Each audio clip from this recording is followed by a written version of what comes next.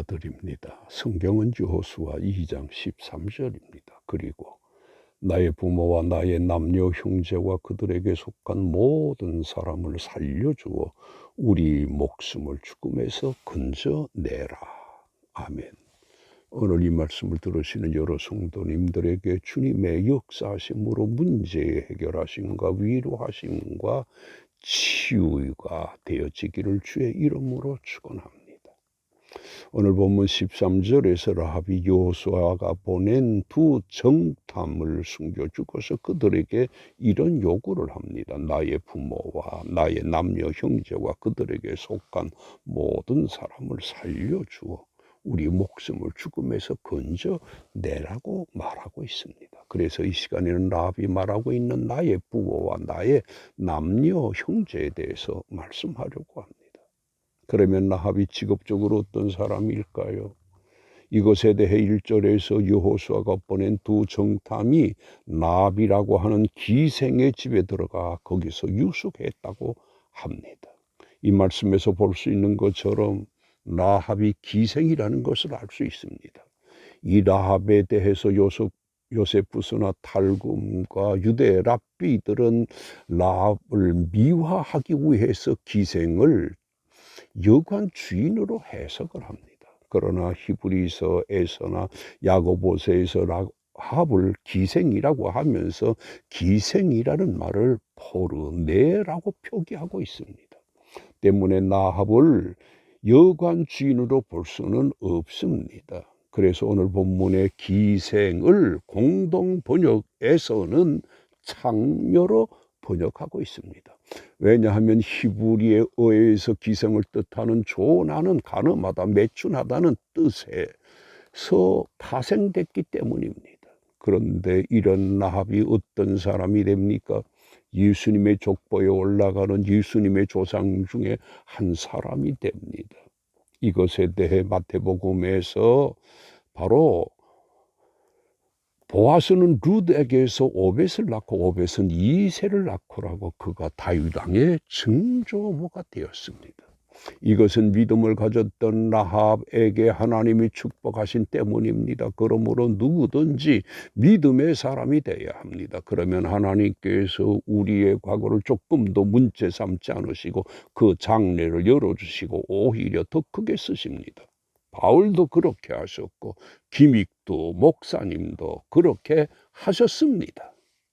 그리고 이외에 수많은 사람들도 과거가 험했으나 더 크게 쓰임을 받았던 사람들이 많습니다.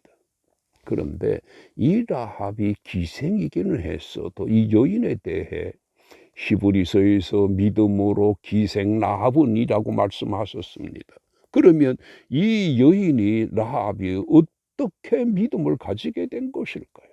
이것에 대해 라합이 자기 집에 들어온 정탐에게 이렇게 말합니다. 여호와께서라고 하면서 우리가 너희를 심히 두려워하고 또 애굽에서 너희가 나올 때에 여호와께서 너희 앞에 홍해의 물을 마르게 하셨고 이런 말을 쭉 하면서 계속해서 라합이 자신이 가지고 있는 신앙에 대해 여호와는 위로는 하늘에서도 아래로는 땅에서도 하나님이 신이라고 고백을 합니다.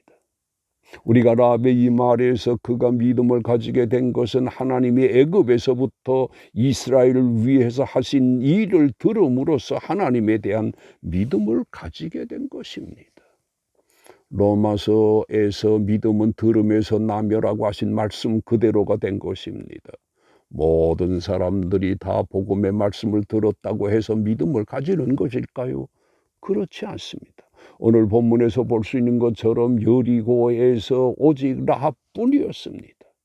이런 사실에서 볼 수 있는 것처럼 우리가 믿음을 가지게 되었다는 것은 대단한 복이고 하나님께서 우리들에게 믿음을 선물로 주신 때문입니다. 그래서 이 믿음에 대해 에베소 2장에서 너희는 그 은혜에 의하여 믿음으로 말미암아 구원을 받았으니 이것은 너에게서 난 것이 아니요 하나님의 선물이라고 하셨습니다. 우리들이 받은 선물 중에 최고로 귀하고 값진 것입니다. 그리고 또 이 믿음의 라합이 센스 면에서 어떤 여인일까요? 사람들은 일을 잘 처리하는 사람에 대해 센스 있게 잘 처리한다고 합니다. 따라서 센스란 일에 대한 감각이나 판단력을 뜻하고 다른 말로는 눈치, 분별력, 감각이라고도 합니다. 그러면 라합이 자기에게 생겨진 일을 어떻게 처리합니까?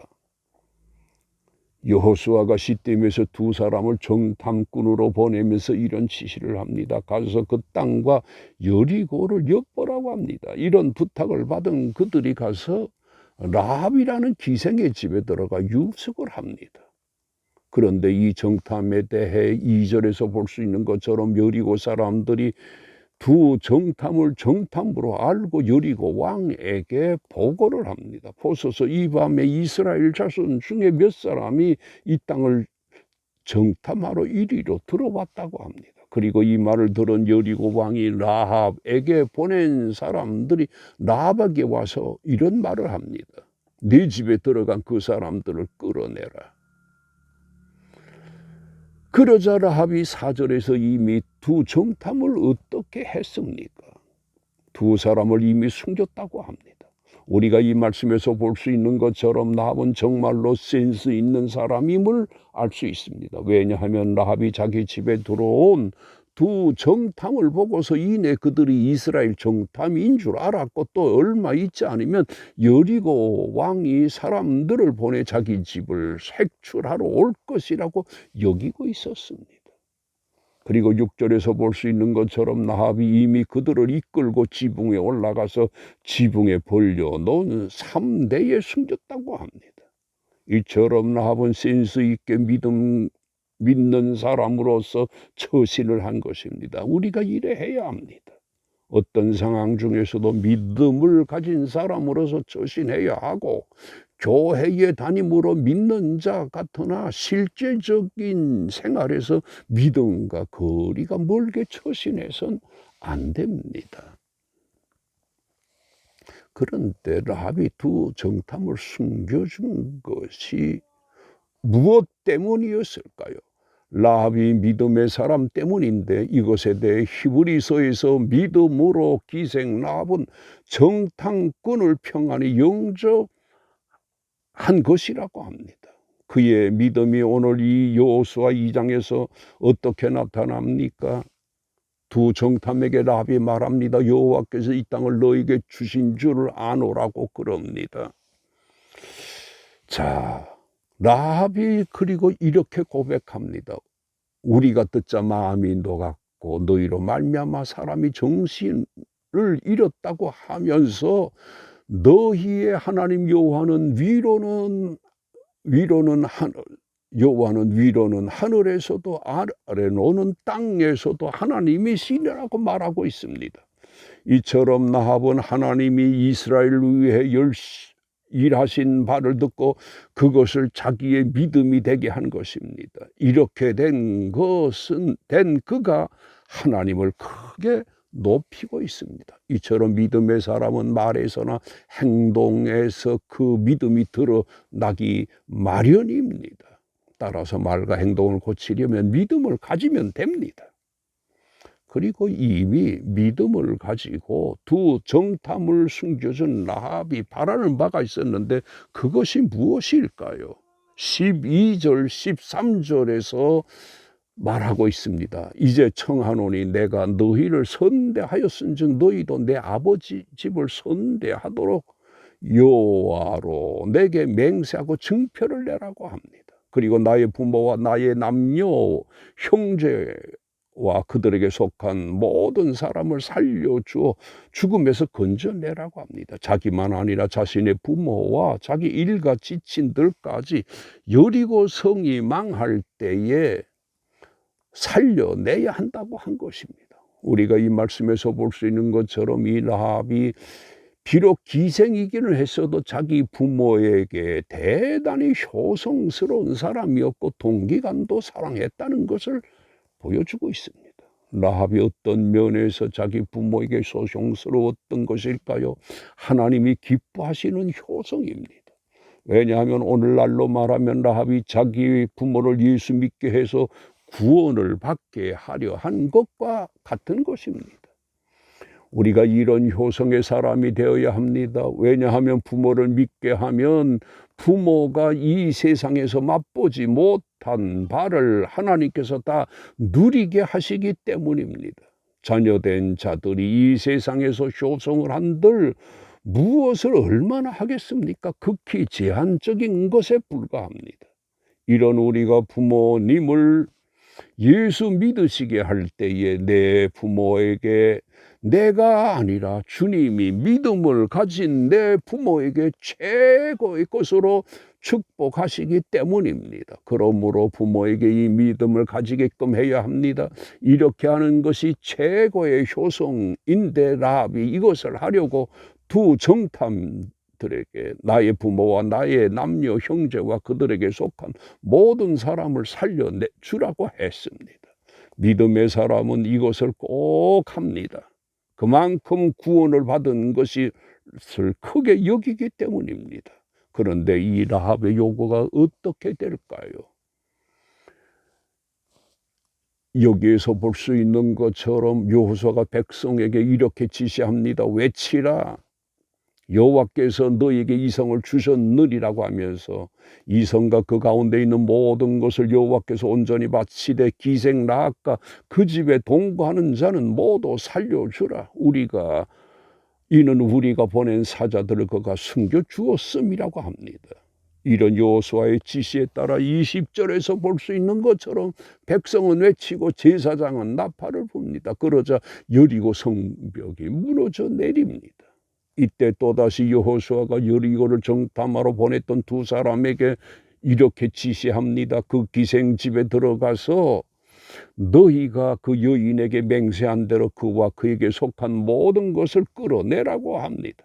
그러자 23절에서 정탐한 젊은이들이 들어가서 라합과 그의 부모와 그의 형제와 그에게 속한 모든 것을 이끌어내고 또 그의 친족을 다 이끌어내어 그들을 이스라엘 진영 밖에 두었다고 합니다. 그리고 그 이후에 대해서 25절에서 여호수아가 기생 라합과 그의 아버지와 가족과 그에게 속한 모든 것을 살렸으므로 그가 오늘까지 이스라엘 중에 거주했다라고 합니다. 라합이 요구한 그대로 된 것입니다. 이것이 라합의 믿음의 결과입니다.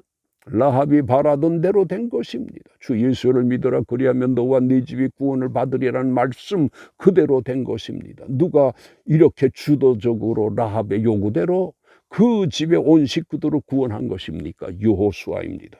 마찬가지로 우리가 예수를 믿으면 주님께서 우리뿐 아니라 우리의 가족들도 주님께서 믿게끔 하시고 주도적으로 구원받는 가정이 되게 하시는 것입니다.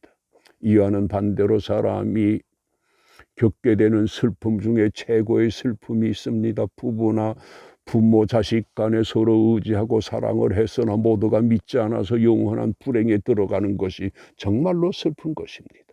그런데 라합이 요구한 대로 그대로 되자 이것이 누구의 기쁨입니까? 정탐한 젊은이들에 들어가서 라합과 그의 부모와 그의 속한 모든 것을 이끌어냈다고 하는데 이때 최고로 기쁜 사람이 라합이었을 것이고 또 그 부모였을 것입니다. 왜냐하면 라합의 부모의 경우 라합으로 인해서 자신뿐 아니라 자기의 모든 자녀들이 죽음을 면했기 때문입니다.